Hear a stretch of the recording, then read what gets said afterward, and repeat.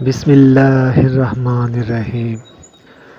جس وقت انسان کا جسم بنایا گیا تو اس جسم کے اندر 7 مخلوقیں بھی ڈالی گئیں جنہیں لطائف کا نام دیا گیا ہے۔ حدیث شریف میں باقاعدہ ان کے نام ہیں: قلب، روح، سری، خفی، اخفی، انا، نفسی۔ کسی کا کام دیکھنے کے لیے، کسی کا کام چلنے کے لیے، کسی کا کام سونگھنے کے لیے، کسی کا بولنے کے لیے۔ ایک مخلوق ایسی ہے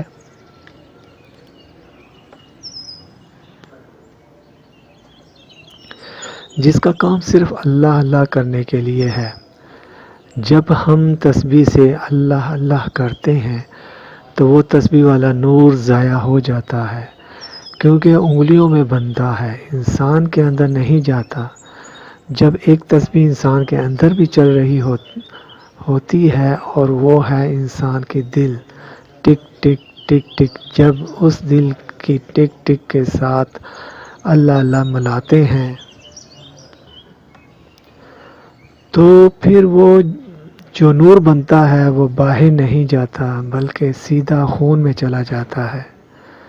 خون سے ہوتا ہوا پھر وہ نسوں میں چلا جاتا ہے، نسوں سے پھر وہ ان روحوں تک پہنچ جاتا ہے جو تمہارے اندر ہیں۔ تب وہ روحیں بیدار ہو کر اللہ اللہ کرنا شروع کر دیتی ہیں، پھر سوتے میں بھی اللہ اللہ، قبر میں بھی اللہ اللہ، حتیٰ کہ یوم محشر میں بھی اللہ اللہ ہوتی رہے گی، یعنی ہر وقت اللہ اللہ ہوتی رہے گی۔ اللہ پاک کے 99 نام ہیں، 98 صفاتی ہیں، اور اسم اللہ پاک کا ذاتی نام ہے۔ 98 صفاتی کے فیض کا مجموعہ اس میں ذات کو نہیں پہنچ سکتا۔ اس میں ذات پھر بھی ان پہ باری ہے، اور یہ اسم ذات کسی نبی کو نہیں ملا۔ یہ اسم سب سے پہلے حضور پاک صلی اللہ علیہ وآلہ وسلم کو ملا۔ کیا وجہ ہے کہ موسیٰ علیہ السلام اس دنیا میں کوہ طور میں بے ہوش ہو گئے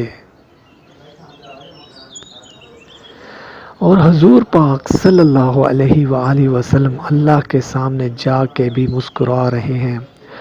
حضرت موسیٰ علیہ السلام کے جسم میں یا رحمان کا صفات نور تھا جو ذات کی تاب نہ لا سکا۔ حضور پاک صلی اللہ علیہ وآلہ وسلم کے جسم میں اس میں ذات کا ذاتی نور تھا، لہذا ذات کا نور ذات کے سامنے مسکرا رہا ہے۔ حضور پاک صلی اللہ علیہ وآلہ وسلم کے طفیل یہ اسم اس امت کو ملا، تب اس کو فضیلت ہوئی۔ اب امت اس سے ڈرتی ہے یا محروم ہے۔ فرمان نبوی صلی اللہ علیہ وآلہ وسلم ہے کہ قیامت کے دن امتوں کی پہچان نور سے ہوگی، یا رحمان سے چمک رہا ہے۔ یہ رحمان سے چمک رہا ہے، یہ موسیٰ علیہ السلام کی امت ہے۔ یہ یا ودود سے چمک رہا ہے، حضرت داؤد علیہ السلام کی امت ہے، اور یہ اللہ سے چمک رہا ہے، حضور پاک صلی اللہ علیہ وسلم کی امت۔ ارشاد باری تعالیٰ ہے، اعراب نے کہا ہم ایمان لائے۔ اللہ نے فرمایا اے محبوب ان سے فرما دیجئے تم ایمان نہیں لائے، ہاں یہ کہو کہ ہم اسلام لائے ہیں، ابھی ایمان تمہارے قلوب میں داخل نہیں ہوا۔ سورۃ الحجرات آیت نمبر 14۔ اسی بارے میں ایک اور جگہ فرمایا، اور جو شخص اللہ پر ایمان لاتا ہے اللہ تعالیٰ اس کے قلب کو ہدایت فرما دیتا ہے۔ سورۃ تغابن آیت نمبر 11۔ پھر فرمایا وہ لوگ جن کے دلوں میں ایمان نقش کر دیا گیا ہے۔ سورۃ المجادلہ آیت نمبر 22۔ اور حضرت سلطان باہو فرماتے ہیں ایمان اس میں اللہ ذات ہے۔ اس سے ثابت ہوا کہ جب تک اس میں اللہ کا ذاتی نور انسان کے قلب میں داخل نہیں ہوتا تب تک وہ مومن کہلانے کا حقدار نہیں ہو سکتا۔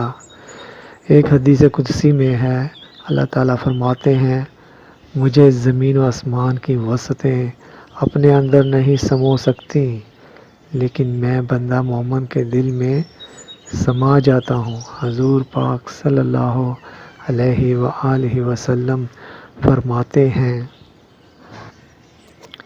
خبردار، بے شک انسان کے جسم میں ایک لوتھڑا ہے، اب وہ درست ہو جائے تو جسم درست رہتا ہے، اور اگر اس میں فساد واقع ہو جائے تو سارا جسم فساد زدہ ہو جاتا ہے۔ اور خبردار رہو، تمہارا دل ہے۔ بخاری شریف۔ ایک اور حدیث حضور پاک صلی اللہ علیہ وسلم فرماتے ہیں، اس شخص کی مثال اللہ کا ذکر تو کرتا ہے، زندہ انسانوں کی طرح ہے، اور جو اللہ کا ذکر نہیں کرتا تو مردہ ہیں۔ حضرت سلطان باہو فرماتے ہیں، زبانی کلمہ ہر کوئی پڑھدا، دل دا پڑھدا کوئی ہو، دل دا کلمہ عاشق پڑھ دے، کی جانن یار گلوئی ہو۔ حضرت علی حجویری، حضرت داتا گنج بخش رحمۃ اللہ علیہ اپنی کتاب کشف المحجوب میں فرماتے ہیں، میں اس شخص پر تعجب کرتا ہوں جو جنگل و صحرا اور بیابانوں کو طے کرتا ہوا خدا کے گھر اور حرم تک تو پہنچتا ہے، کیونکہ اس میں اس کے نبیوں کے آثار موجود ہیں،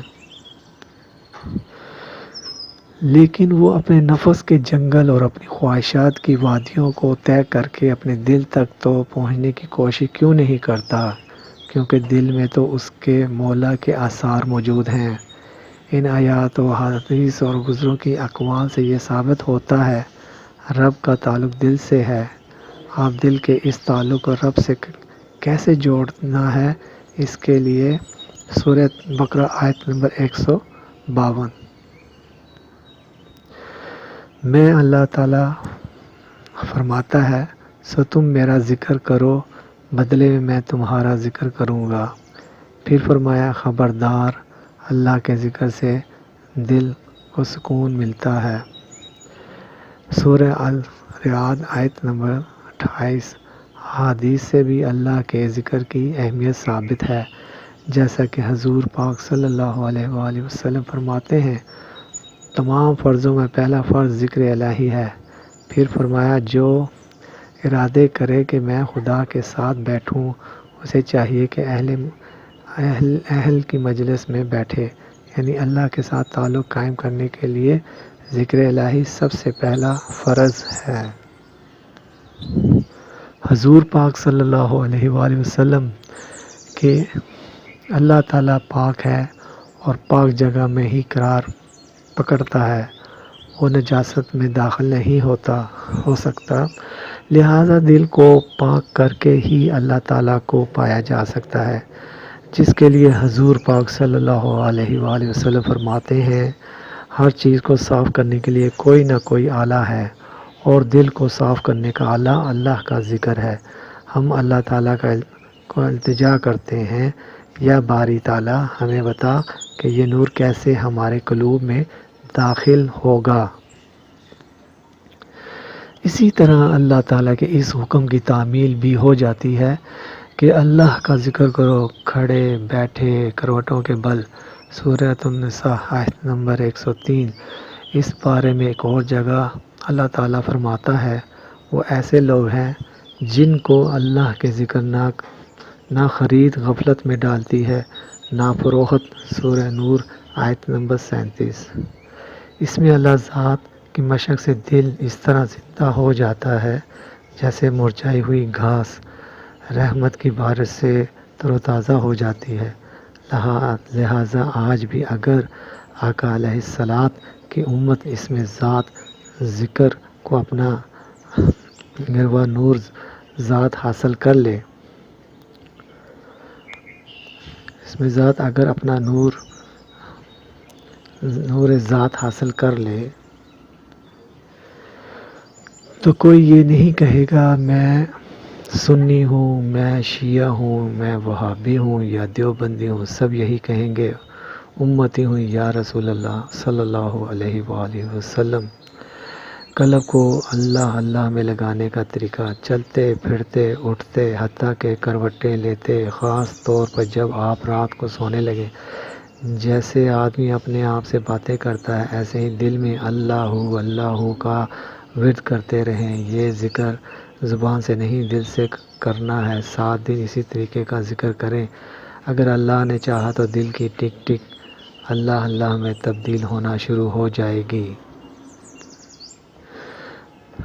طالب بن گئے طالب ہوئیں، او سے نو